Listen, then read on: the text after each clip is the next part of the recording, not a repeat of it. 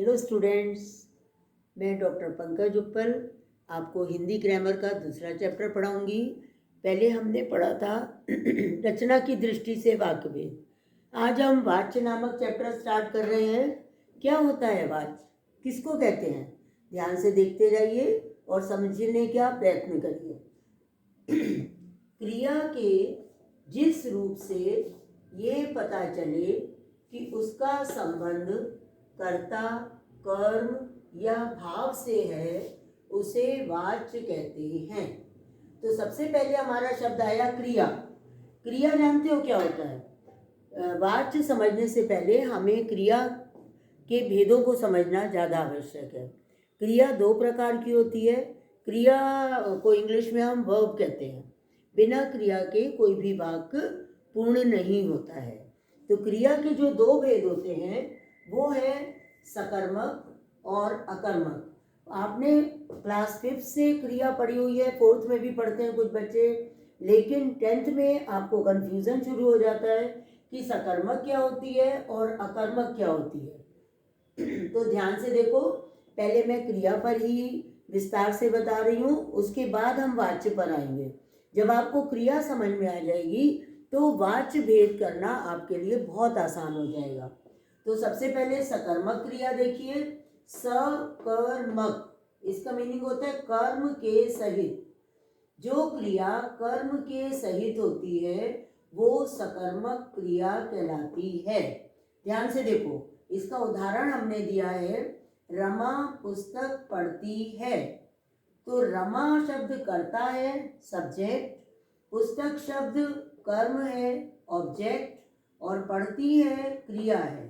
तो ये देखिए, क्या पढ़ती है? तो हमें फौरन आंसर मिल रहा है पुस्तक। तो पुस्तक इस वाक्य में कर्म है, अतः ये जिसमें कर्म होता है जिस वाक्य में, वो सकर्मक क्रिया कहलाती है। ऐसे ही अकर्मक देखो, अकर्मक, कर्म से रहित। जो वाक्य कर्म से रहित होते हैं, जो क्रिया कर्म से रहित होती है, वो अकर्मक क्रिया कहलाती है। अब हमने जो यहाँ वाक्य लिखा है, रमा पुस्तक पढ़ती है, अगर हम इसको अकर्मक में परिवर्तित करेंगे तो इसका वाक्य बनेगा रमा पढ़ती है। ठीक है। जब हमने सकर्मक में बनाया तो हमारा वाक्य बना रमा पुस्तक पढ़ती है। तो हमने जब क्रिया में क्वेश्चन किया तो हमें आंसर मिल रहा है, जब हम पूछ रहे हैं क्या पढ़ती है तो आंसर मिल रहा है पुस्तक। तो ये सकर्मक क्रिया है। लेकिन जब हम अकर्मक क्रिया का वाक्य बनाते हैं और लिखते हैं रमा पढ़ती है, तो हम कर्म हटा देंगे। तो ये कर्म रहित जब क्रिया होगी तो ये अकर्मक क्रिया कहलाती है। वाच्य समझने, एक तो क्रिया समझना बहुत आवश्यक है वाच्य से पहले। दूसरा कारक चिन्ह, जिन्हें आप विभक्ति चिन्ह के नाम से भी जानते हो। जैसे हमने आपको कई बार बता रखा है ये बात, कर्ता का चिन्ह क्या होता है? ने। कर्ता ने, कर्म को, करण से, संप्रदान के लिए, अपादान से अलग होना, संबंध काकी के, अधिकरण में पेपर, संबोधन हे रे अरे। तो कारक चिन्हों का भी इसमें बहुत महत्व होता है इन वाक्यों में, क्योंकि ध्यान से देखो, रमा पुस्तक पढ़ती है, यहाँ पर को कारक आना चाहिए, को साइलेंट है। ठीक है। कारक चिन्ह भी कभी दिखाई देते हैं और कभी नहीं दिखाई देते हैं। तो ये हमारी क्रिया सकर्मक और अकर्मक। इसके बाद हम आते हैं वाच्य पर। अब वाच्य की परिभाषा मैंने आपको बताई है कि क्रिया के जिस रूप से ये पता चले कि उसका संबंध कर्ता, कर्म या भाव से है, उसे वाच्य कहते हैं। जैसे रमा पढ़ती है। अब रमा पढ़ती है तो वही सेम आ गया कि कौन पढ़ती है? रमा। यहाँ पर और कुछ आंसर ही नहीं आ रहा है। क्रिया में जब हम क्वेश्चन कर रहे हैं तो वो कर्ता का जवाब आ रहा है। कौन पढ़ती है? रमा। तो ये कर्तृवाच्य कहलाता है। इस वाक्य में क्रिया का संबंध कर्ता से है। रमा कर्ता है, पढ़ती है क्रिया है। तो क्रिया का संबंध किससे है इसमें? रमा से। और रमा क्या है? कर्ता। इसीलिए ये कर्तृवाच्य कहलाएगा। अब ध्यान से देखो, वाच्य के 3 भेद होते हैं, कर्तृवाच्य, कर्मवाच्य और भाववाच्य। कर्तृवाच्य में सकर्मक और अकर्मक दोनों प्रकार की क्रियाओं का प्रयोग किया जाता है, जबकि कर्मवाच्य में केवल सकर्मक क्रिया का प्रयोग होता है और इसमें से और के द्वारा शब्दों की पहचान होती है। बट एक्सेप्शंस आर एवरीवेयर, कहीं कहीं ये गायब भी होते हैं। उसके बाद आता है भाववाच्य। भाववाच्य में केवल अकर्मक क्रिया का प्रयोग होता है, इसमें भी से और के द्वारा शब्दों की पहचान होती है। अब आपको शंका ये होगी कि कर्मवाच्य में भी से और के द्वारा बताया जा रहा है और भाववाच्य में भी से और के द्वारा आ रहा है, दोनों ही आ रहे हैं, तो हमें कैसे पता लगेगा कि ये कर्मवाच्य का वाक्य है और ये भाववाच्य का वाक्य है ना। तो सबसे पहले हम कर्तृवाच्य को देखते हैं, उसके बाद कर्म और भाववाच्य में डिफरेंस देखेंगे। कर्तृवाच्य में सकर्मक और अकर्मक दोनों क्रियाओं का प्रयोग होता है। और क्या होता है कर्तृवाच्य में? कर्तृवाच्य में क्रिया का मुख्य संबंध कर्ता से होता है। कर्तृ मीन्स कर्ता, ओके। तो कर्तृवाच्य में क्रिया का मुख्य संबंध कर्ता से होता है। जैसे आपने यहाँ देखा, रमा पढ़ती है, कौन पढ़ती है? रमा, ओके। इसमें और कुछ आंसर ही नहीं मिल रहा है हमें, तो मुख्य संबंध क्रिया का किससे हुआ? कर्ता रमा से, इसीलिए ये कर्तृवाच्य है। ऐसे ही जब हम कह रहे हैं रमा पुस्तक पढ़ती है, तो जब हम क्रिया में क्वेश्चन कर रहे हैं कौन पढ़ती है? रमा, है ना। तो ये सकर्मक क्रिया का वाक हो गया और ये रमा पढ़ती है अकर्मक क्रिया का वाक हो गया। लेकिन ये दोनों कर्तृवाच्य में आएंगे, क्योंकि हमने आपको पहचान बताई है कि कर्तृवाच्य में सकर्मक और अकर्मक दोनों क्रियाओं का प्रयोग किया जाता है। उसके बाद हम आते हैं कर्मवाच्य पर। कर्मवाच्य में केवल सकर्मक क्रिया का प्रयोग होता है और से और के द्वारा इसकी पहचान भी है। ध्यान से देखो, कर्मवाच्य में क्रिया का सीधा संबंध कर्म से होता है, कर्म की ही प्रधानता होती है। ठीक है, इसको हम उदाहरण से समझेंगे। जैसे पक्षियों के द्वारा आकाश में उड़ा जाता है। कहाँ उड़ा जाता है? अब हम क्रिया में क्वेश्चन करेंगे, कहाँ उड़ा जाता है? तो उत्तर आ रहा है आकाश में। और आकाश में क्या है? इस वाक्य का कर्म है। कहाँ पर उड़ रहे पक्षी? आकाश में, तो हमें आंसर मिल रहा है। ठीक है, इसीलिए ये कर्मवाच्य कहलाएगा। क्लियर हुआ? एक और उदाहरण है, मेरे द्वारा पत्र नहीं लिखा गया। ये देखिए, क्या नहीं लिखा गया? पत्र।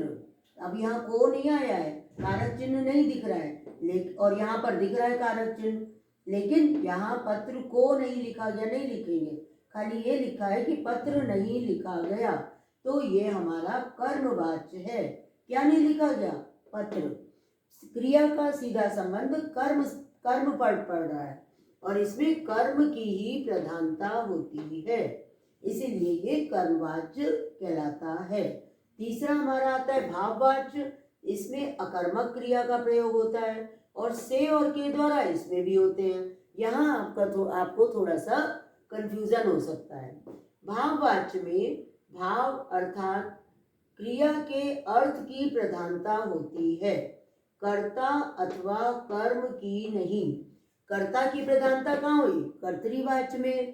कर्म की प्रधानता कहाँ है? कर्मवाच्य में। और भाववाच्य में भाव अर्थात क्रिया के अर्थ की प्रधानता होती है। तो ये हमारा भाववाच्य कहलाता है। अब आपको डिफरेंस बताते हैं। सबसे पहले देखो, हमने सेंटेंस लिखा है पक्षी आकाश में उड़ते हैं। ये हमारा कर्तृवाच्य है, क्योंकि ये सकर्मक क्रिया का वाक्य है। फिर हमने इसका कर्मवाच्य बनाया, पक्षियों के द्वारा आकाश में उड़ा जाता है। ये कर्मवाच्य क्यों है? क्योंकि यहाँ पर आकाश में कर्म आ रहा है, जगह स्थान आ रहा है, अगर हम क्रिया में क्वेश्चन कर रहे हैं उड़ा जाता है, तो कहाँ उड़ा जाता है? आकाश में। और के द्वारा भी हमें दिखाई दे रहा है, इसलिए ये कर्मवाच्य है, सकर्मक क्रिया है और के द्वारा चिन्ह दिखाई दे रहा है, इसलिए ये कर्मवाच्य कहलाएगा। नेक्स्ट हमने बनाया है पक्षियों, इसी का, पक्षियों से उड़ा जाता है। तो से देखिए, से इसमें भी आ गया, उड़ा जाता है, खाली कर्ता और क्रिया, क्योंकि अकर्मक क्रिया में ये कर्म से रहित होती है, ये हमने आपको प्रारंभ में ही बता दिया। और इस वाक्य में खाली कर्ता और क्रिया आया है, इसीलिए ये अकर्मक क्रिया है। से भी आया है और क्रिया का सीधा संबंध कर्ता पर पड़ रहा है। उड़ा क्या, किससे उड़ा जाता है? पक्षियों से, इसीलिए ये भाववाच्य है। आपको अच्छे से समझ में आ रहा होगा। मैं आगे और एग्जाम्पल बताती हूँ। मैंने पत्र नहीं लिखा। अगर आपको थोड़ा सा भी कंफ्यूजन है तो चैट बॉक्स में जरूर अपने क्वेश्चन भेजिएगा। मैंने पत्र नहीं लिखा, देखिए सिंपल सेंटेंस है और भूतकाल में है, नहीं लिखा। ये देखिए वर्तमान काल में है, उड़ते हैं तो सारे वर्तमान काल में ही आए हैं। मैंने पत्र नहीं लिखा, ये कर्तृवाच्य में आएगा। क्या नहीं लिखा? पत्र, सकर्मक क्रिया का वाक्य है ये। फिर हम दूसरा बना रहे हैं इसको कर्मवाच्य में। मेरे द्वारा पत्र नहीं लिखा गया, ठीक है। कर्मवाच्य क्यों है? क्योंकि इसमें कर्म की प्रधानता है और द्वारा भी हमें चिन्ह दिखाई दे रहा है, अतः हम इसे कर्मवाच्य के अंतर्गत रखेंगे। फिर इसका भाववाच्य बनाते हैं, मुझसे नहीं लिखा गया, ठीक है, मुझसे नहीं लिखा गया। देखिए से यहाँ भी आ गया है, या मेरे द्वारा नहीं लिखा गया, लेकिन पत्र जो कर्म है वो हमने हटा दिया है। पत्र इसमें से हट जाएगा, जो कर्म कहलाता है, क्योंकि भाववाच्य में सदैव अकर्मक क्रिया का प्रयोग किया जाता है। क्लियर? अब ध्यान से देखो, तीसरा, भाववाच्य में भाव अर्थात क्रिया के अर्थ की प्रधानता होती है। नेक्स्ट हम उदाहरण बता रहे हैं, आज घूमने चले, ये हमारा कर्तृवाच्य है। आज घूमने चला जाए, देखिए ये भाववाच्य बन रहा है। आज मॉल में घूमने चला जाए, ये हमारा कर्मवाच्य बना। पहले सेंटेंस को देखो, पहला सेंटेंस कैसा लग रहा है? आज घूमने चले, इसमें कोई कर्म नहीं है, खाली कर्ता और क्रिया। ध्यान से देखो, क्योंकि कर्तृवाच्य में सकर्मक और अकर्मक दोनों तरह की क्रियाओं का प्रयोग होता है, इसीलिए ये कर्तृवाच्य है। अब इससे जब हम भाववाच्य बना रहे हैं तो क्या डिफरेंस है? आज घूमने चला जाए, मेरे द्वारा नहीं लिखा है, इसमें हमने से नहीं लगाया। आज घूमने चला जाए, भाव प्रकट हो रहा है, क्या करा जाए? घूमने चला जाए, पूरी क्रिया है ये, ठीक है, इसीलिए ये भाववाच्य है। लेकिन जब हम इसी वाक्य को कर्मवाच्य में बनाते हैं तो हम लिखेंगे आज मॉल में घूमने चला जाए, ओके, तब यहाँ पर कर्म आ गया, इसीलिए ये कर्मवाच्य का वाक्य कहलाएगा। अब इसमें स्पेशलिटी क्या है वाच्य की? असमर्थता प्रकट करने वाले वाक्यों में यदि क्रिया सकर्मक है तो कर्मवाच्य, तथा यदि क्रिया अकर्मक है तो भाववाच्य होंगे। अभी यहाँ पर इसका एक नियम है कि असमर्थता प्रकट करने वाले वाक्य कर्मवाच्य के भी बनते हैं और भाववाच्य के भी। तो दोनों में डिफरेंस हम कैसे पहचानेंगे?